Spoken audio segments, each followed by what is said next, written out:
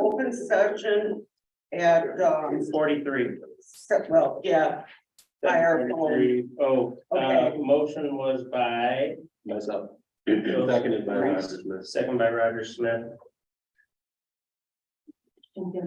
Thank you. Okay. Item number 5, items for discussion of possible action, discuss and approve UW Green Bay Clerks Institute. I had put that on there. That's the institute that Sarah recommended. I think it's a 4-year program.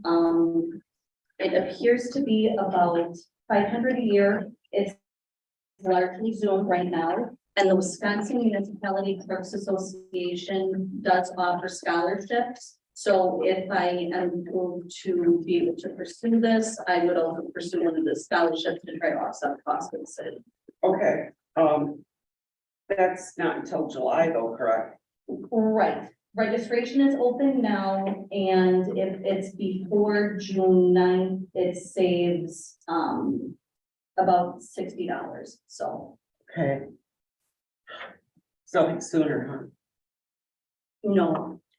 I have found every training webinar, all All of right. that, but UW Green Bay is the only place in the state that offers huh? this Okay, schooling. I just want you to get to it ASAP. Agreed. Like I said, I'm taking every webinar and thing I can in All the right, interim. But yeah, that would Can be, you join the Clerks Network? yes, sir.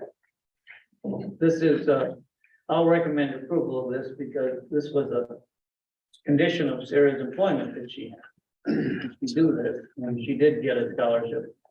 Motion by Bob Smith, Can Bob do it?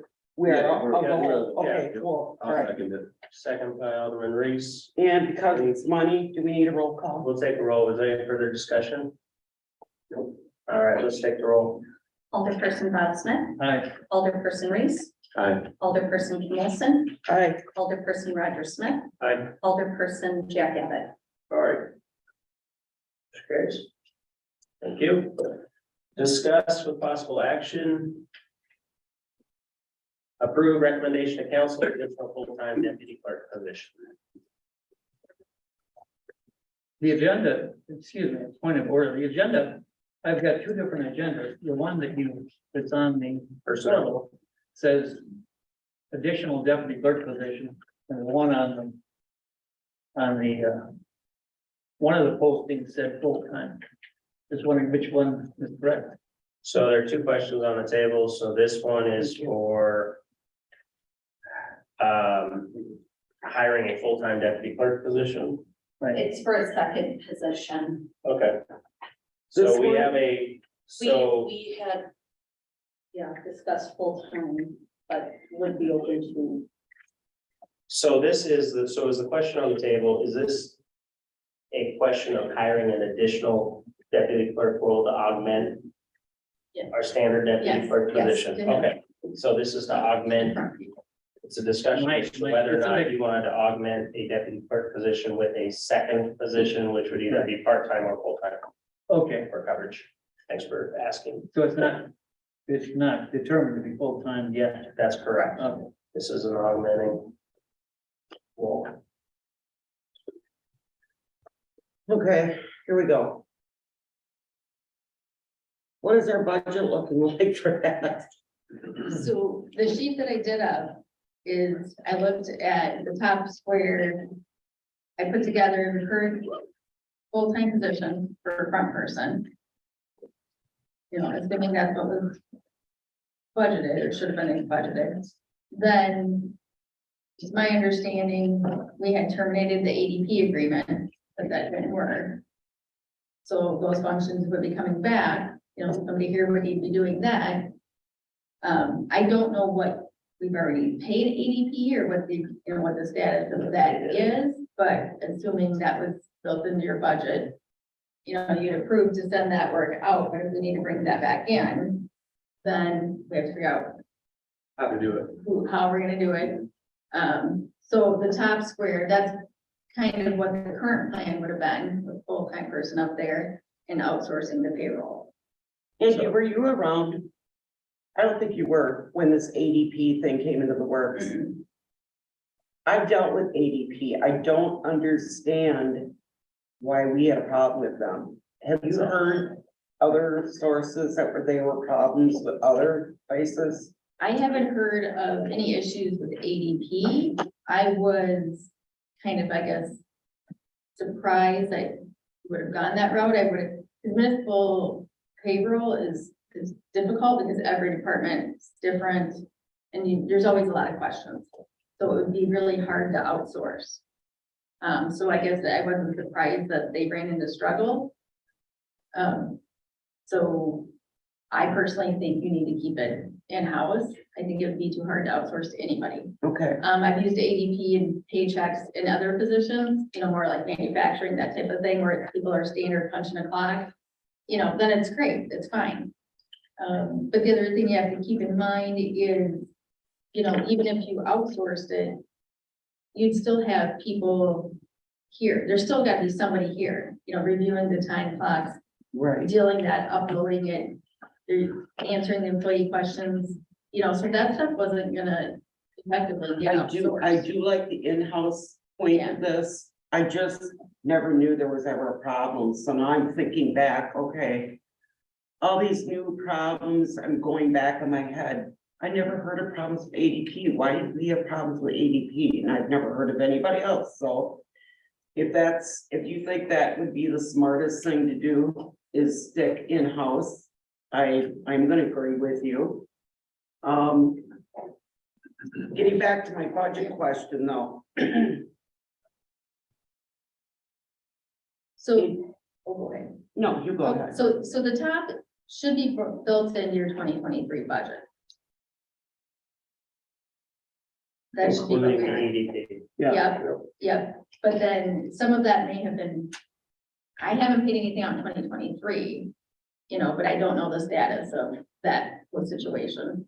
But then the middle box would be an example of, if there's a full-time position and maybe a 30-hour position.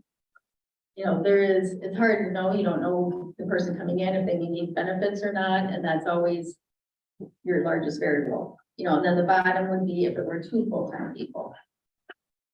But our thought is, we would have to still need help with the payroll processing. It is time consuming, so you were short staffed before, that was the issue and why you sent it out. So we're gonna keep it back. We gotta address the staffing there. That's been the problem. EMS is overwhelmed and would like us to be able to start doing invoicing. We used to do more invoicing and that left the office, but it does really need to come back. So there's so really even another person doesn't give Annie and I a whole lot of extra help, but it still addresses a couple of the other issues. So from your standpoint, setting aside needing to stay within the budget, I mean, clearly we all understand when you do that, but setting that aside for a moment. What do you need? I would say, for one, an internal controls is the biggest issue.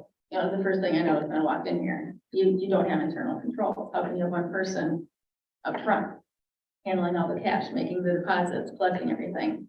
You can't function that way. So it needs to be consistent 2-person role. So you have accountability. Accountability, yeah, Yeah. the checks and balance, but it also needs so they can support each other. Because that's the other thing in our roles, you don't have an administrator here. So the clerk and the treasurer act as the administrator, we get pulled aside doing that. So if we're acting as those and serving the public that way, then we can't be dedicated to help the person at the window. So if we don't have a full-time administrator, we need to have enough personnel to accomplish those same functions. Or have a city administrator. And that's what I've been saying, like to John, I'm only one person. I can do the functions and take over some of the roles that an administrator normally would do. And that's kind of how you guys have been operating. But then I can't do all the the basic functions and cover your window, and back up the front person. You're still only one person. So how does that work? I've never been back there, so there's like one cash register, correct? Mhm. Who all has access to that cash register throughout the day? Anybody who's helping, then it's just one register. So there's a lot of things, there's a lot of improvements we can make as the functions overall. That's, but you need the staff to do that. Well, where I'm going with this is accountability. Mhm. So I think that's something we should address also. Yep. If there's gonna be multiple sets of hands in that cash register, that there's accountability, who made that transaction. Yeah, there's a lot of very, basic changes I think we can make that would give huge improvements on the way the functionality of the office. With two people out there, like with one right now, the tax program, the cash receipting, everything's on one computer. So somebody shows up, the person's helping on the one computer. So another person comes in, somebody else can go help that person, but then we're still standing there waiting because we only have one computer. Why do we have all the programs on one computer? We have multiple computers. Why don't we split them up? So at least when the second person's there, we can serve two people. There's really slight changes we can make that. Yeah, I Make think a that huge should be impact. addressed with our IT guy. I Yeah, think that's who would have to do it, correct? yeah. It wouldn't be hard at all. We have the equipment and, so if we had the proper staffing, we can make a lot of improvements. All right, so the technical side seems like an easy yes. So the question I have then, John, is, what do we do with the budget if we want two people? So look, I think ideally, if we were to find somebody who was looking for a part-time role who didn't need benefits, I think it's a lot easier to shoehorn this in than to look at hiring another full-time employee or a three-quarter time employee with benefits. First of all, our audit for the last 7 years has indicated kind of weak on internal controls, and they're always recommending if we can, but city of our size, they always give us a pass on it because there's only so much you can do. This that you passed out is what's required if you're adding a position, which would be essentially a budget impact statement. And there are some points here you've missed that are in the favor of the argument for a second employee.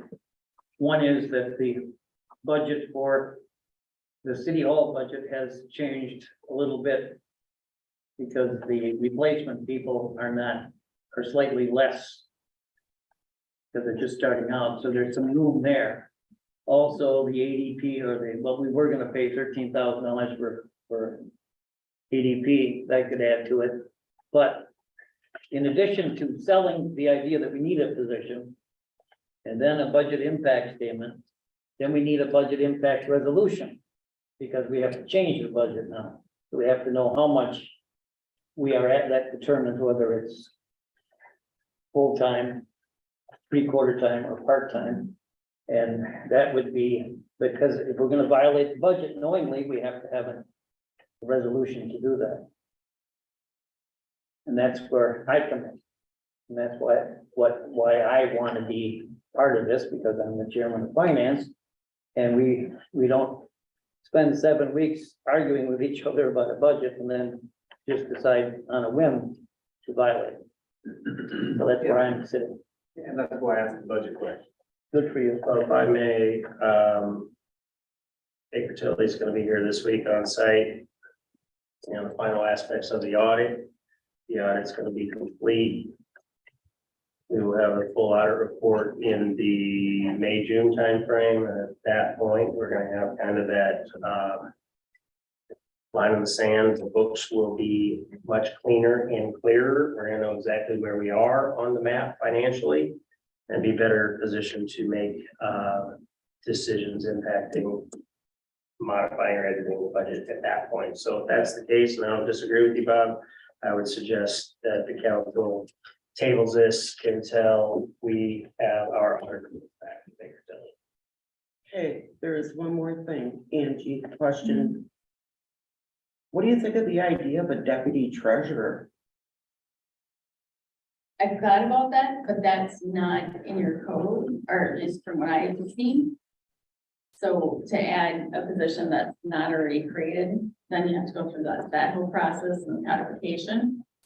So it would be easier, and then really the job description of the deputy clerk and the way the city has been set up and functioning is we can spread out the task, evenly enough and with enough internal controls that the person could operate as two deputy clerks. That's just the way you're already set up. Right, she's right. The deputy clerk has always done some comptroller tasks, collecting taxes. So forth, so. So, Yeah, I agree with the mayor. We should probably table it. Otherwise, the only thing we could possibly do right now is consider a part-time position, but I don't know, that would only be prudent if we wanted to use one ad to attract several applicants or something. Is that a motion to table? I'll make a motion to table. I'll second. Alderman Reese, Alderman Olson, any discussion? Can't discuss. No discussion, thank you. All in favor, motion to table, I, opposed? Table. Item 3, discuss with possible action updating the employee handbook.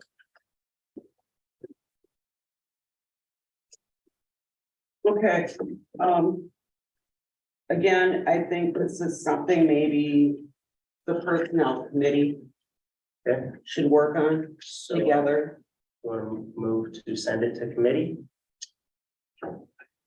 I think that would be for the best, Okay, so I'll make a motion to the send it. motion's made a motion to send this to committee. I'll second the motion.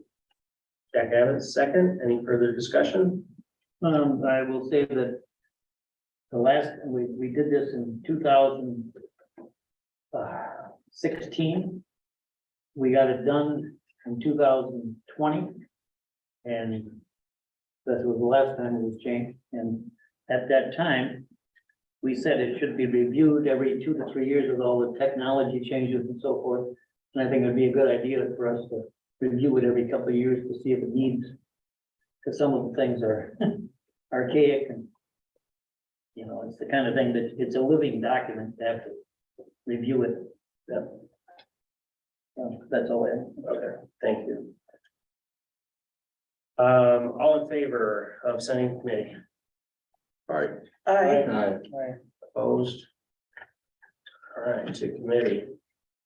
A motion to adjourn? I'll make a motion to adjourn the special personnel committee of the whole at 8:03 p.m. Thank you, Alderman Reese. Second by Alderman Abbott. Any discussion? All in favor? I. All right.